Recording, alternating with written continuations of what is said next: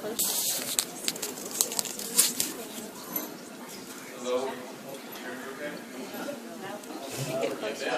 Let's see where he goes. He's going to come over here, isn't he? First, I wanted to say thank you to you people.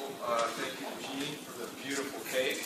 You must have a huge oven in your house to make such a beautiful cake. And thank you to Diane and Sandy and Ann for arranging all of this. This has been wonderful.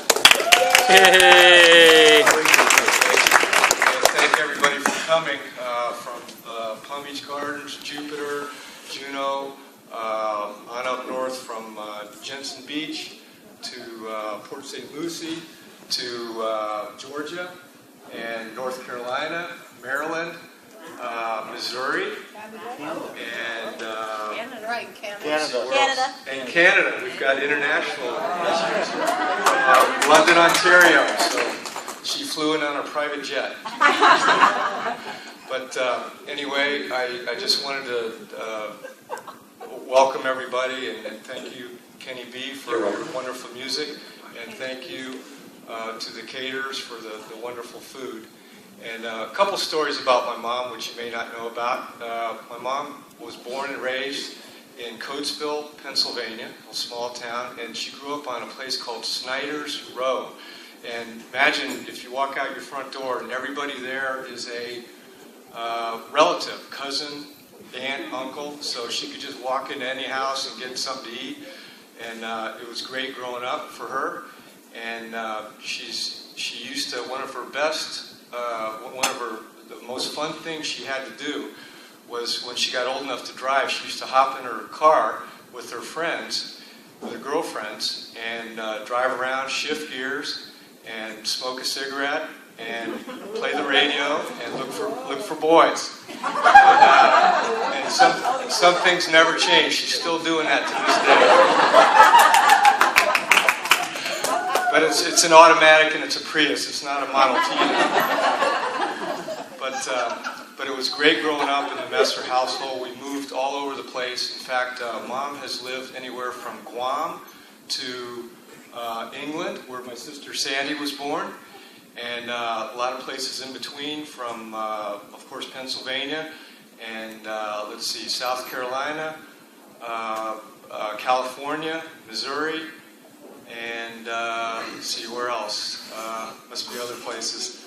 But in any event, we've moved around a lot, and it was great growing up because Mom was always supportive.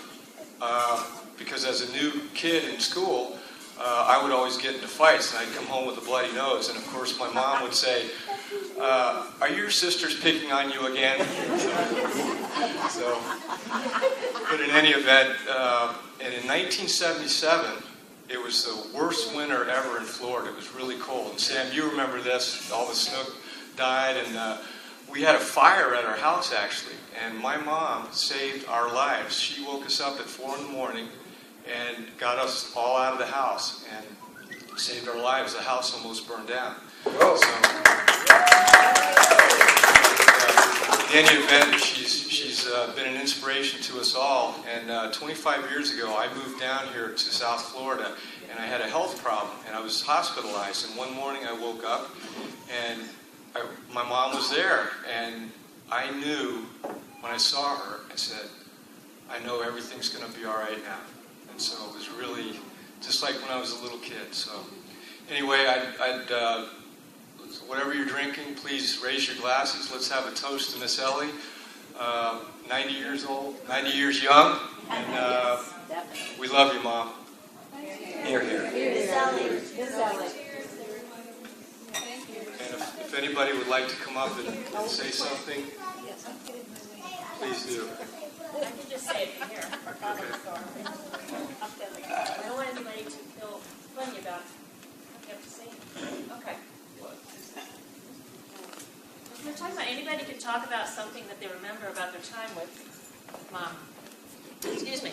I remember one time we were in Daytona Beach, and I think Mom must have been in her 60s at that time. She and I were bike riding, and we came around a corner, and I watched her fall. You know how somebody falls in segments? I remember watching her go like this. I'm like, Mom, are you okay? She's, yeah, I think so. Well, she got back up. We finished riding home. She lifted the garage door. We put our bikes away. The next morning she gets up and she goes, you know, I think I broke some ribs. Well, no, Mom, those really hurt. If you broke ribs, I know that you would know that. You wouldn't be wondering. You probably bruised some. Well, I think I should go to the doctor. Go to the doctor. 4 fractured ribs. So can you picture she's lifting the garage door up, right? Because it's not an automatic one. And she's putting the bikes away and everything and doesn't even realize it till the next day that, I guess I injured myself. So she's really easily real high pain tolerant. Yeah. Okay, anybody remember anything else? You don't have to come up here if you want to stand where you are and say anything. Scott? Jackie's pointing to you. Come on, you guys. You've known her for a long time. Somebody's got to say something in all this time. Let's pick on the oldest. Okay, Todd, I know you do. Oh, yeah. Okay, come on up.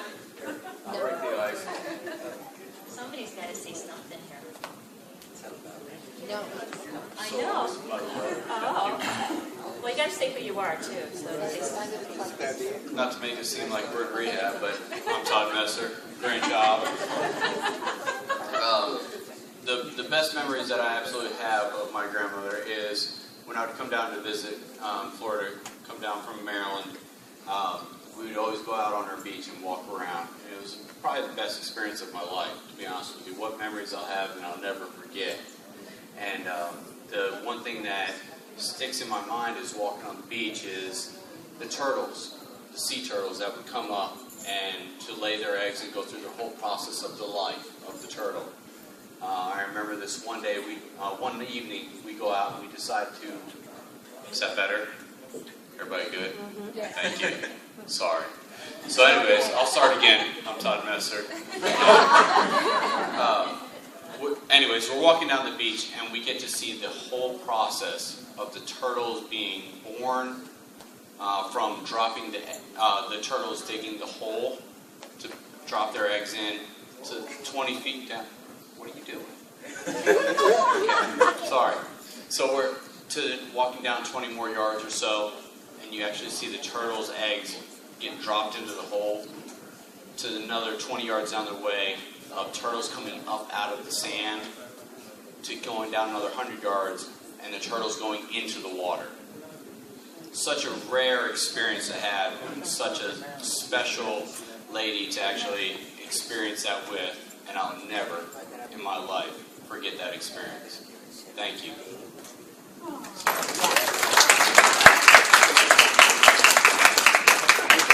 All right, well, I'll say a little something. I'll go ahead. I'll say it.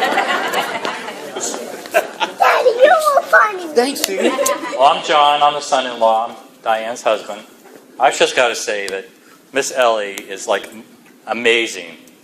We tell everybody, Diane tells everybody, well, my mom's turning 90 and she's still working. It's like, it's mind-boggling. You tell people that, and it's like it gives you a pass because you've already got somebody in the family who's like industrious and everything. So it's like we get to slide along. Nobody is going to ever, like, she sets the bar so high. She's like such a go-getter. And we come down and see her, and it's like we spend the day with her, and we're worn out. And like she's like up, she's up. She's still up. We go into bed. Diane and I drag ourselves off the bed. She's still up, watching TV or whatever. Bye-bye. So long. So it turns out my brother-in-law, his birthday's the same day. So Diane and I would get back to our hotel at 10 o'clock. We just left her mother. Call him up. Of course, he's in bed. He's like 50, right? So like, what's wrong with that picture? But Miss Ellie, you are just like an amazing woman. You're a role model for everybody here. You've been like so much kindness in your life. We're just all honored to know you and to be here with you. And Bill said a lot of nice things about you, but there's nobody could say anything. So that's my 2 cents. Top that if you can, but I don't have any really stories, but that's my 2 cents. So thank you, Miss Ellie. That's not on film. Oh well. Hey, I'm Jesse. Sandy's son. Ow.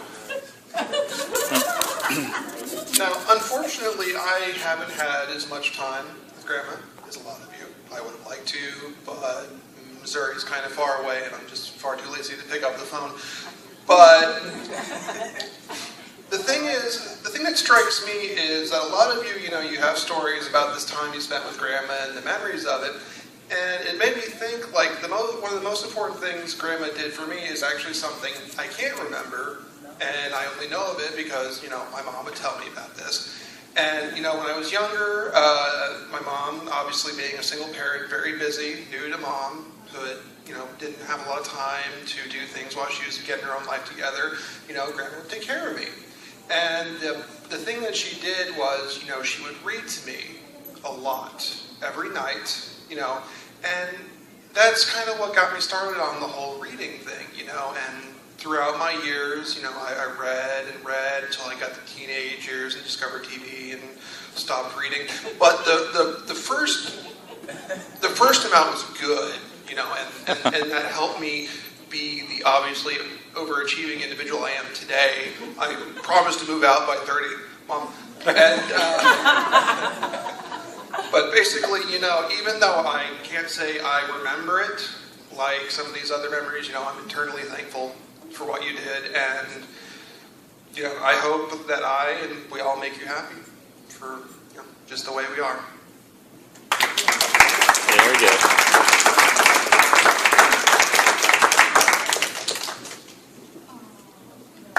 A new lawyer. Hey. Hi, I'm Najla. I'm Jean's daughter.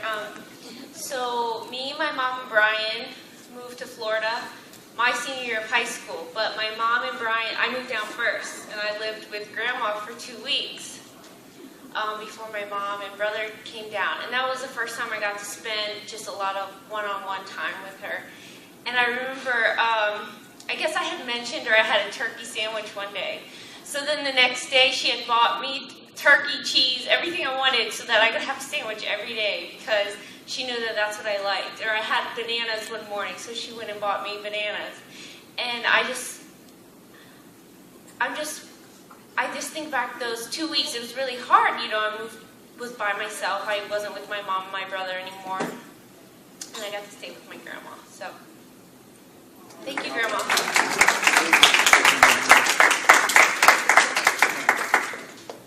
All right, I know you guys said something.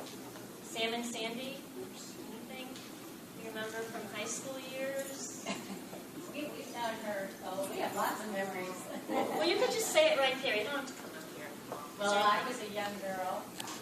Sam and I started dating, and Bill and Sam were just best buds. I have a lot more to say about the Messer kids. Watch out, we're tall. No, I'm not going to. All I can say is that Miss Ellie was way ahead of her time. She was a health-conscious person, and before it was cool. And she did things, she was very woman-empowered before women were empowered. And she was quite the role model for me as a young woman. I was so enamored by the way she looked at life. And she was a real inspiration.